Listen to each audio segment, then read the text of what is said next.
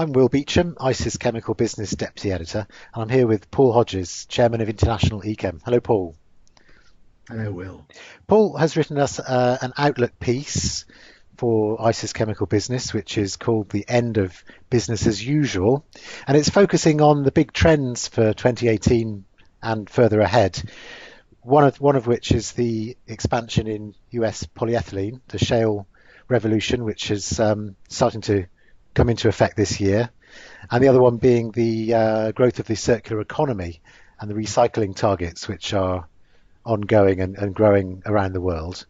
So I'd like to just kick off by asking you if you could describe in general terms what you think the main challenges posed by these US expansions. We've seen already, even last week, reports on ICIS News about US polyethylene starting to arrive in Europe. Is this the start of something big, do you think? Yeah, I think so. I mean, we've been writing about this in the magazine for some years now, and the issue is simply that the oil price isn't $100, so there isn't really that degree of cost advantage from shale gas. Equally, China isn't growing at double-digit rates anymore, and of course, sustainability has come along as well. And so we've got this picture of a 40% increase in polyethylene production now taking place in the States in a relatively short time, because obviously with the hurricanes, some of the capacity was delayed and some of the ethylene capacity was delayed. So it's coming in over a relatively short space of time.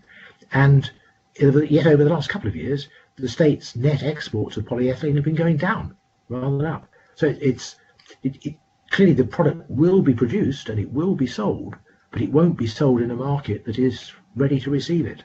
So it's going to be a bit of a battle for market share. As I think they've been quite candid that the people who are building these plants, that it's going to have to be for export. That there's no way that the domestic market in the US can absorb anything like that. I think that's right. I think everybody, from senior levels onwards, and I think it's also important to understand that the rationale for this isn't particularly because the States wants to sell a lot of polyethylene. What the States absolutely has to do is to remove ethane from the natural gas stream so that it can sell all the new natural gas produced from shale exploration. And the problem with ethane is that it's very volatile. And so if you have even relatively small quantities, it will explode on you potentially. And so, I'm sure the producers won't be unhappy. I say essentially it has to be moved, and therefore, as it's only a relatively small quantity, it will be moved because the cost of moving it, no matter how low the polyethylene prices go, will be absorbed by the revenue from selling the shale gas. Where do you think it's going to end up? If we've got a trade war developing with China, that's not going to be much of an option. There isn't that much demand growth in Europe. Where else? What are the other targets, do you think? Well, if you take the main regions, as you said, the market in China is growing. But if you look at what's happened over the past couple of years, actually that's mainly gone to Middle Eastern suppliers. And I'm afraid with President Trump's trade announcements in recent days, they're not going to help US producers sell more in China. They're going to consolidate that Belt and Road Initiative group of countries. So I think it's going to be quite difficult to sell a lot more. And you need to sell 4 million tons more, whereas you're selling 2 million tons at the moment. So an extra 4 million is a lot to go. You're not going to sell that into Latin American exports, because Mexico has started up last year and so on. So Latin America isn't going to grow. Middle East obviously is a net exporter. Africa's too small. Well, that leaves only one place, doesn't it? And that's Europe. Hmm. Could you foresee prices collapsing as because they just have to sell it? They've got no choice. Yes, I mean I think what you're going to see is that we always talk about polyethylene and petrochemicals as being the flea on the tail of the dog when it comes to naphtha-based crackers, because what you're looking at is a refinery using oil, and oil is obviously the dog. It's enormous size of a volume. Refineries are enormous size, and maybe 5 or a bit more% of that goes into petrochemicals, of which some goes into polyethylene. Well, history shows and logic tells you you're not going to shut the entire refinery down and stop producing gasoline and fuel oil and diesel and jet fuel and so on because you're taking a loss on your polyethylene. So the European integrated producers are going to be doing exactly the same kind of roll through margin back to the refinery as the shale gas integrated producers are doing in the States, rolling back to the wellhead. And the issue, of course, is then what happens to the non-integrated players. Yeah, which is a poor outlook, I guess. Well, this is where you mentioned the word sustainability, and okay, you can say necessity is the mother of invention, but very clearly there is another business model that those non-integrated players can adopt, and encouragingly, of course, some of them are already adopting. So, and sustainability offers an enormously rich opportunity to drive revenue and profit growth over decades, because in our view, and you and I have talked about this since we wrote Boom Gloom and the New Normal some time ago, sustainability is the key driver for the petrochemical and the polymer industry rather than globalization.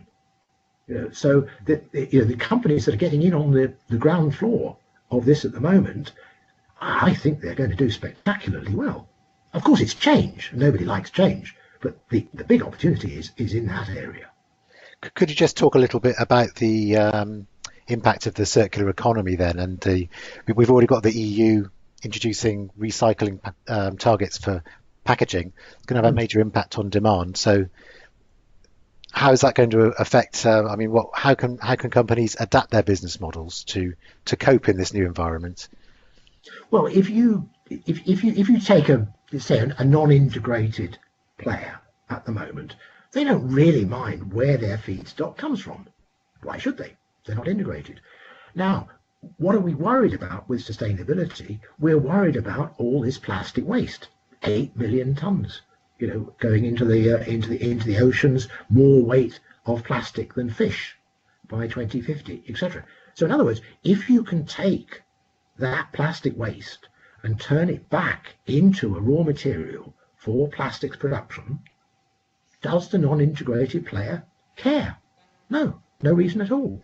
And so what they're suddenly doing is they're making this shift where, yes, you're still going to be making polyethylene and polypropylene and so on, because after all, these are already recyclable. It's not that you have to change the chemistry. You may have to change some of the formulations with the brand owners and so on, but essentially they are recyclable. What the problem is, they're not being recycled. What is it we could be very good at doing? We could do the recycling. And we have in Europe the plastics economy legislation coming through, the directive and so on. We have all the companies starting to focus on this area. We have the brand owners putting forward very aggressive targets and so on. So there's an enormous wave of support for this. And it's not just going to be one or two companies that benefit, all of that group. Because one of the things I think we've downplayed in recent years, but we should never forget, is the degree of technical expertise that we have in the industry. And it's technical expertise that will make the money in future. Raw material cost, well, that's, if you're integrated, that's important. If you're not integrated, technical expertise is going to be key to the profit. And is that expertise, can that be used to develop products which are more easily recyclable, or is it more important for the companies to get involved in the collection and the actual recycling of the waste plastics, or both? Very good question. Well, and I think it's going to be on all several levels, really, all possible levels. So yes, there's certainly going to be, I'm a director of recycling technologies. We've got some very exciting pyrolysis technology, which is looking to provide plaques, a feedstock, into crackers and refineries. So that you essentially base your unit on a landfill, and you take out the oil from the waste plastic and you send that back to the plastic producers. That's one side of it, and obviously, people have got process engineering expertise, and so that all fits with that very nicely. Then you have the need to work with the brand owners, because it is clear when you talk to the brand owners that some of the problem is due to the complicated nature of the actual packaging they have at the moment. If they have 3 or 4 layers of different plastics, or maybe different plastics and aluminium or whatever, and that's what causes some of the problems with recycling. So you're going to need to work with those teams of people, and then of course there is going to be the opportunity for new products, because the market is going to change, and of course we can't ignore we don't know how it's going to work out. We can't ignore what's coming along in the field of 3D printing, which would again reduce the volume of plastic because it's additive, but on the other hand will probably require new polymers. Paul, thanks very much. Thank you, Will.